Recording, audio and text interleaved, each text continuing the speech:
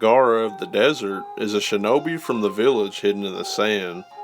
He wields a special ability to manipulate the sand kept in a giant gourd he carries on his back, which he uses to attack or shield himself.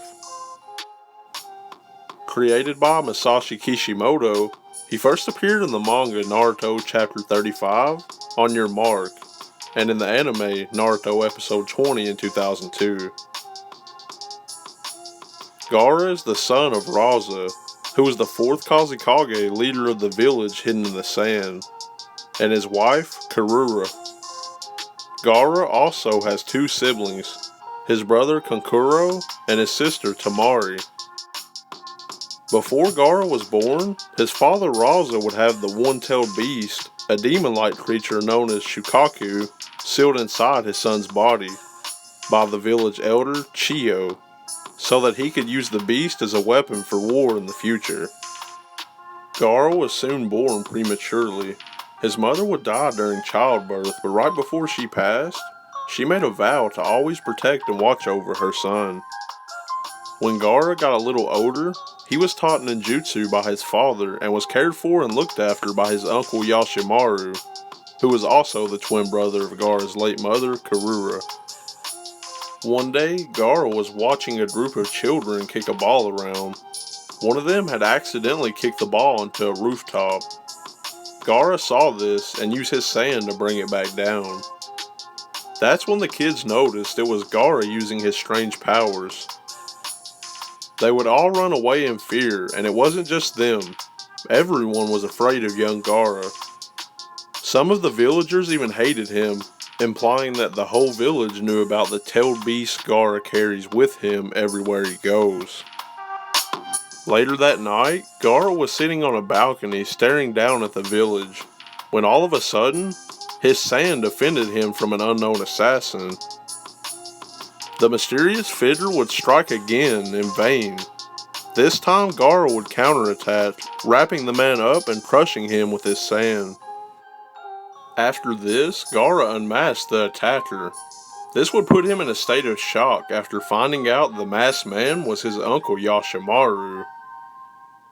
Gaara would break down as he could not understand why the only person who loved him would try to kill him. The only thing he could say was, "Why?" Yashimaru told Gaara that it was an order from your father to kill you. He goes on to say that he could have refused but didn't, because deep down, he really hated Gaara for causing the death of his sister. Hearing this devastated Gaara.